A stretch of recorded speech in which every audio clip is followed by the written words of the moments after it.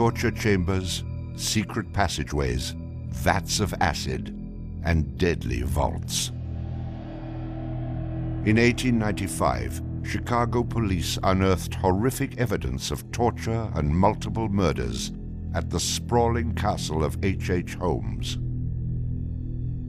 Masquerading under the guise of caring doctor, kind husband, and prominent businessman, H. Holmes was a contemporary monster, designing his buildings solely for the disposal of human bodies.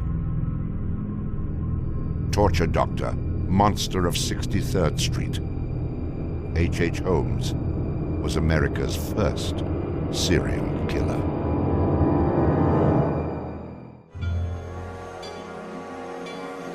Just south of Chicago, the suburb of Englewood was thriving with commerce. The train station itself had 9 leading lines of railway and over 100 trains stopping there every day. No other suburb of Chicago had this luxury. Dr. Henry Howard Holmes, a pleasure to meet you. Arriving in Chicago, Holmes finds work immediately at the E.S. Holton drugstore, located at the southeast corner of 63rd and Wallace in Englewood. Several months later, Everett Holton dies of supposed natural causes. Then Claire Holton, his wife, disappears after selling the drugstore to Holmes. Owning the drugstore, Holmes had a steady flow of cash. He would often purchase and resell goods and properties under his numerous aliases. In addition to scamming creditors, Holmes obtained his funds from other phony inventions, such as a mineral water elixir, which in reality was obtained from the city's water supply. 1888, Holmes secures a lease on the vacant property across the street from the drugstore, the southwest corner of 63rd and Wallace. It is here that Holmes will make his horrific dreams come true. He will construct a building for which the entire world will remember him. Fantasies start very young, and so what he did then was he took a step furtherance of his fantasies to make it reality. And probably, if we had done a little bit of investigation back then, we would have seen things like his plans, but not just plans for a building, because we'd expect to see architectural plans, but plans for his torture rooms. For the suburb of Englewood, the building Holmes is erecting at 63rd and Wallace is a massive construction project. Day after day, passers-by stop to gaze at the spectacle of the many laborers working together to create a magnificent new edifice in their neighborhood. Englewood residents were so impressed with the massive building that they named it the Castle. From its outward appearance, it seemed rather normal.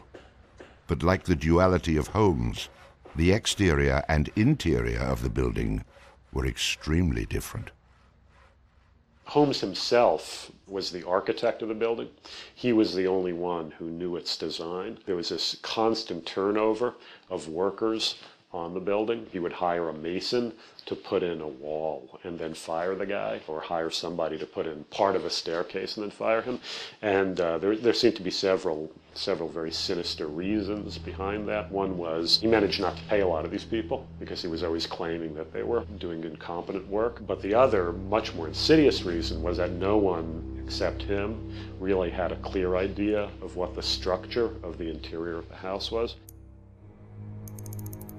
He had a huge bank vault installed in one of the rooms. And the way he did it was he put the vault in first while the building was under construction, and then built the room around it. And he bought this thing on credit and then refused to pay for it. The bank company said they were going to repossess the vault. Holmes said, well, come on in and do, but if you damage my building in any way, I'm going to sue you for everything you're worth. The bottom floor of the castle housed a pharmacy, jewelry store, barber shop, restaurant, and a blacksmith shop.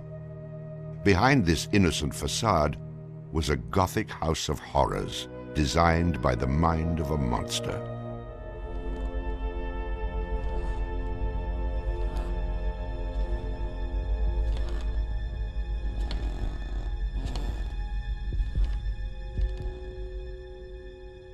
The third floor seemed innocent enough, containing rented rooms, legitimate offices, and Holmes's own bedroom.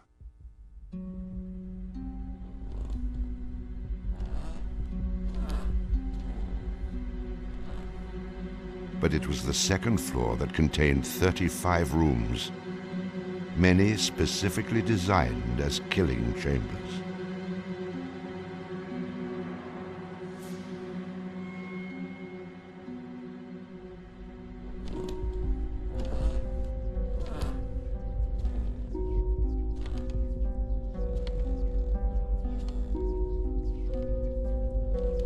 Disorienting unsuspecting victims, the labyrinthian construction contained numerous staircases and doorways that led nowhere.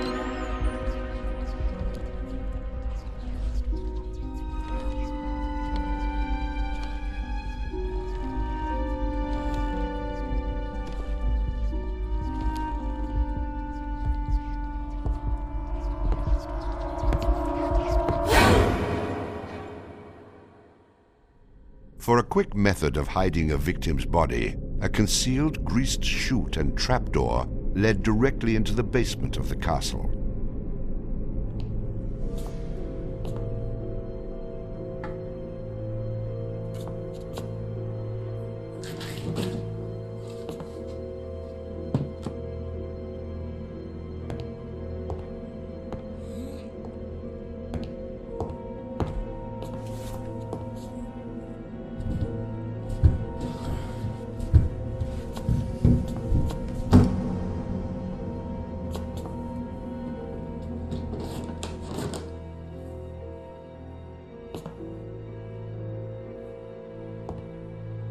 The basement held the most terrifying rooms, resembling a medieval torture dungeon. Acid vats, quicklime pits, and a crematorium disguised as a glass-bending furnace were Holmes's favorite methods of immediate body disposal.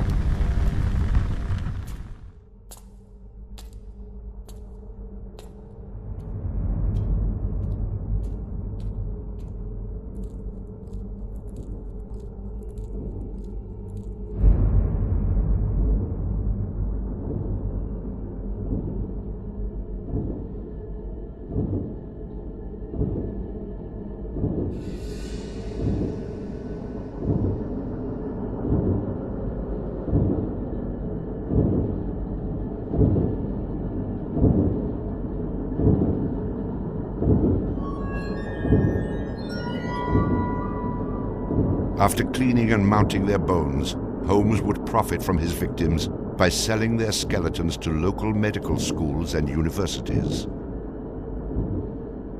Holmes would make a killing in Chicago, financially and literally.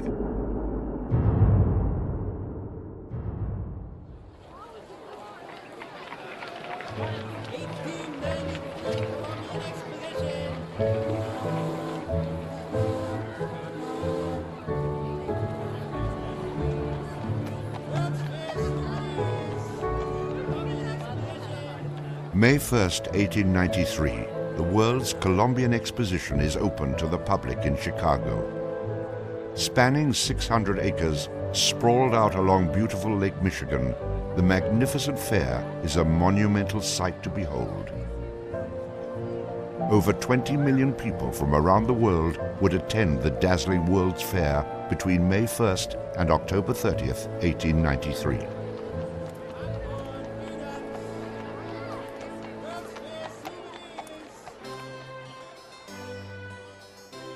Holmes utilizes the World's Fair as the perfect opportunity to capitalize on his demented design of the castle. Located only a few miles from the World's Fair, Holmes's castle was perfect lodging for tourists. Holmes decides to rent rooms to visitors of the fair. He entirely renovates the upper floors of the castle, bringing in the most modern furnishings and luxuries, all purchased on credit, which Holmes had no intention of repaying. In addition to placing newspaper ads for rooms to rent, Holmes visited the fair with several of Benjamin Peitzel's children, preying on elderly women who flaunted their wealth, making sure he invited them back to the castle for a warm night's stay in a soft bed. They're not calling their relatives, telling them where they're at. They just know that they're going to Chicago to see the Columbian Exposition. Perfect victims, because they're unknown in the city. Their relatives, wherever they came from, know that they were coming to Chicago, and they never came back. Now, how do you start to find them? They don't even know where they stayed. Perfect, easy victims. I'm sure some of them got in and out of his place with no problem. And others, they walked in and they never checked out. Some of the rooms had been completely lined with asbestos to make them soundproof. Hidden in Holmes's office was a master control panel which connected to gas lines leading into airtight sleeping chambers.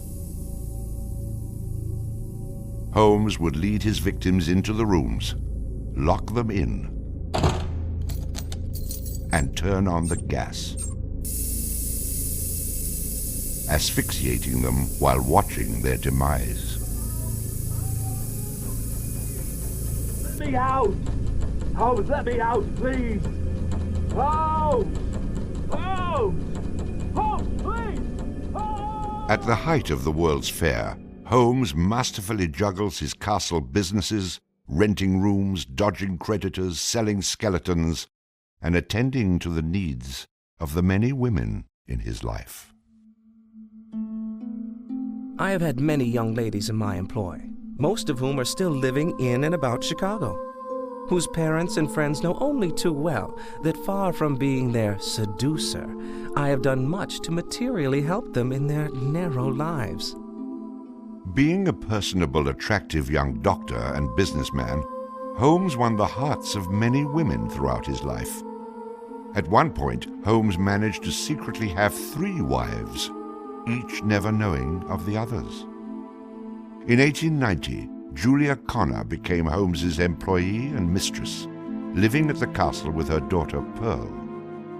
When she became pregnant and demanded marriage, Holmes agreed on the condition that she allowed him to perform an abortion on her. She agreed. Neither Julia nor her daughter Pearl were ever seen again. Just a week later, Holmes sold a clean, articulated skeleton to the Hahnemann Medical College for nearly $200. In 1892, Holmes acquired another mistress, Emmeline Sigrand, and employed her as private secretary. Holmes sent Emmeline into the vault to retrieve some papers and sealed it, suffocating her to death. Several weeks later, the University of Chicago acquired a female skeleton from Dr. Holmes. In 1893, Minnie Williams became Holmes's new private secretary and eventually his mistress. Minnie was the beneficiary of a property in Fort Worth, Texas, valued at over $40,000. Holmes murdered Minnie and her younger sister Nanny after having Minnie sign over the Fort Worth property to him. In 1894, Georgiana Yoke became Holmes's 3rd wife. He married her under the name Henry Mansfield Howard. Like his other legitimate wives, Georgiana lived out her entire life. On July 19, 1895, Chicago police enter the Holmes castle. The world would now learn of the horrors that the castle had kept secret for so very long.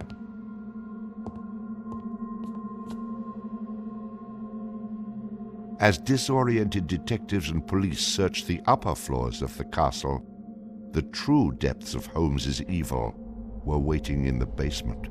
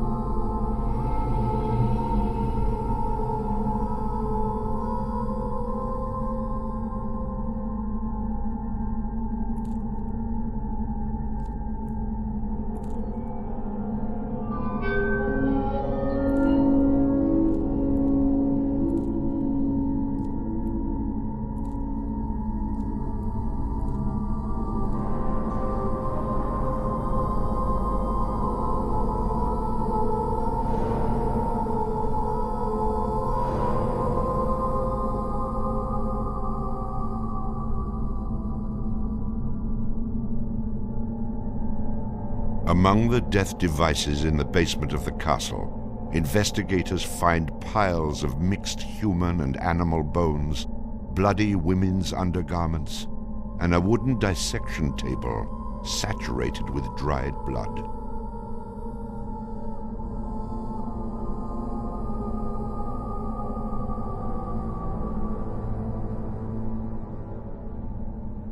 Chicago police were inundated with names of people reported missing from the World's Fair.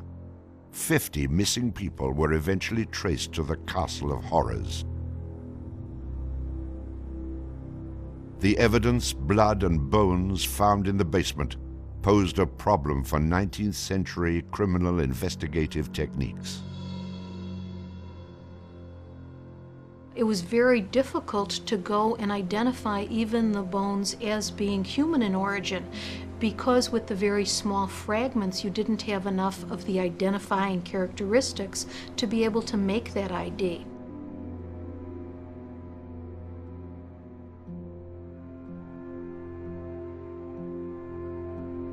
The world is now calling Holmes the monster of 63rd Street, torture doctor, and the modern Bluebeard. Overnight, Holmes transforms from arch-swindler to arch-fiend. A Chicago journalist calls Holmes a multi-murderer. The Holmes case generated this incredible amount of national attention and really international attention. Really in his own time and in America, Holmes was much more notorious and more widely known than Jack the Ripper, who was a contemporary of his.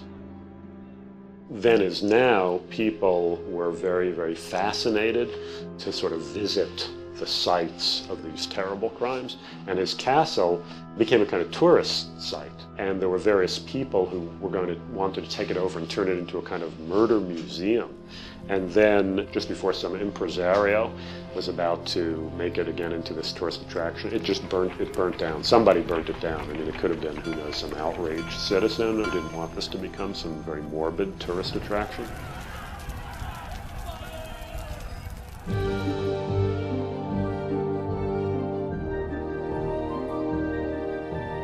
Holmes's trial was kind of the O.J. Simpson trial of the day. It just generated this huge amount of publicity. The case had become a kind of national obsession. Of course, there wasn't CNN or Court TV back then, so it couldn't be covered quite as relentlessly, but it was covered very, very extensively. There were true crime books and pamphlets and all kinds of stuff. And Holmes himself had become a sort of folk figure almost, you know, the sort of national boogeyman.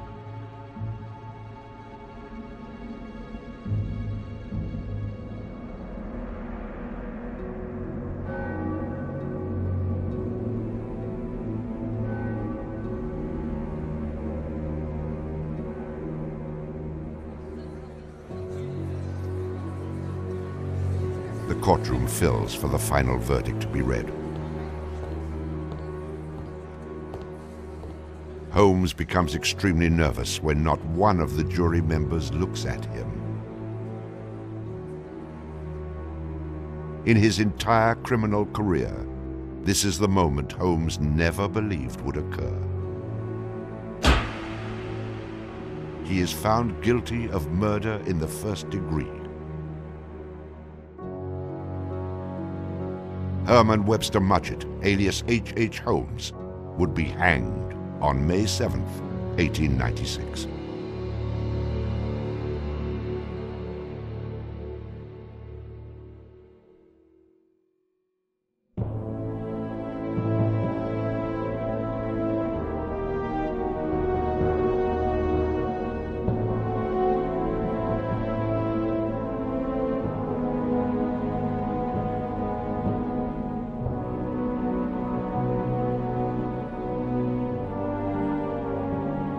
While Holmes was in jail, awaiting the execution of the sentence, he was made an offer by William Randolph Hearst, supposedly for a significant amount of money, to provide his confessions. Holmes, who had already issued about a half a dozen completely self-contradictory versions of his crimes, clearly at this point felt he had nothing to lose. He was going to die anyway.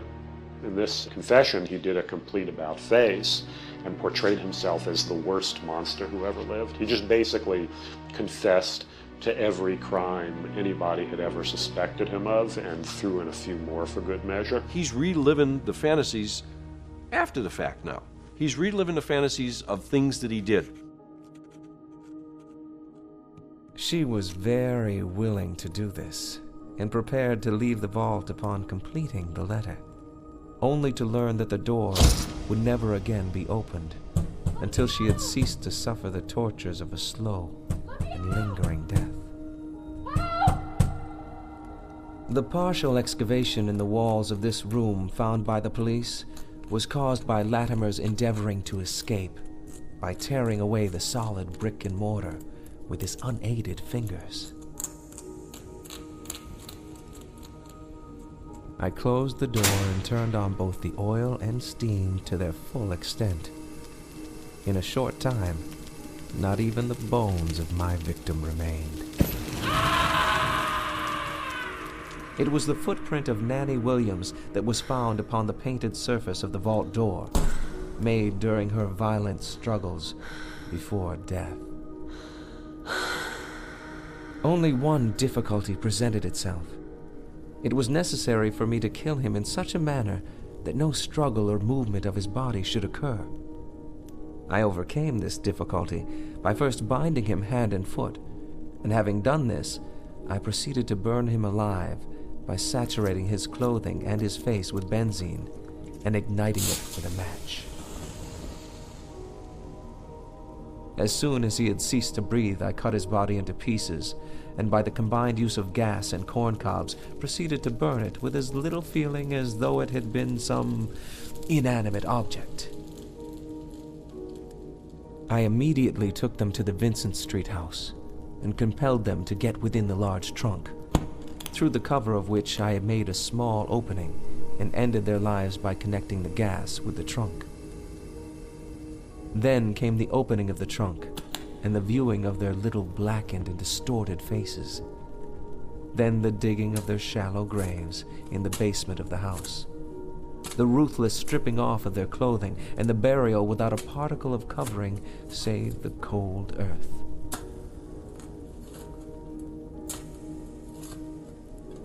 I am convinced that since my imprisonment, I have changed woefully and gruesomely from what I was formerly in feature and figure. My features are assuming a pronounced satanical cast. My head and face are gradually assuming an elongated shape. I believe fully that I am growing to resemble the devil.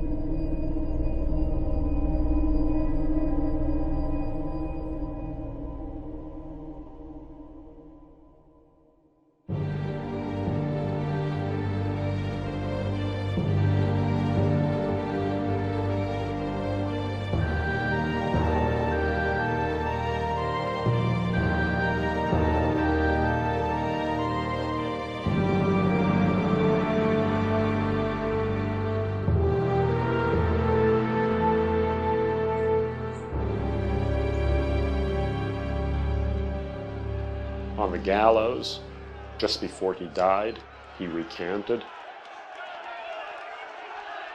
He claimed that the confession that he had published was a complete fabrication. The extent of my wrongdoing in the taking of human life consists in contriving the killing of 2 women that have died at my hands as a result of criminal operations. That is all I have to say.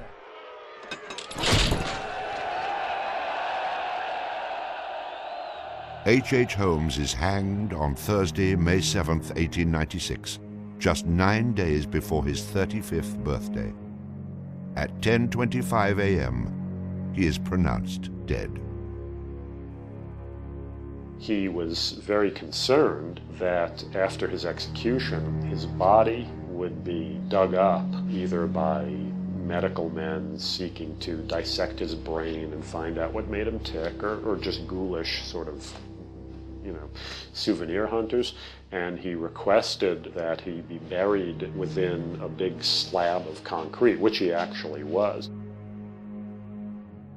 One of the things about Holmes is that nobody knows for sure how many people he actually killed, although in my researches, which were pretty, I feel, thorough and extensive. It seemed very clear to me that he murdered at least 9 people. There have been stories that he killed 50, 100, countless people, particularly in Chicago at the height of the World's Fair.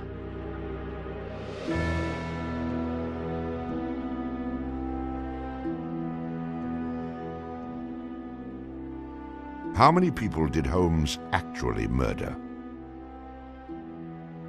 Most likely, no one will ever know. Holmes and the many other people that came in contact with him are long gone, having taken the answers with them to their graves. I was born with the devil in me. I could not help the fact that I was a murderer no more than the poet can help the inspiration to sing. I was born with the evil one standing as my sponsor beside the bed where I was ushered into the world. And he has been with me since.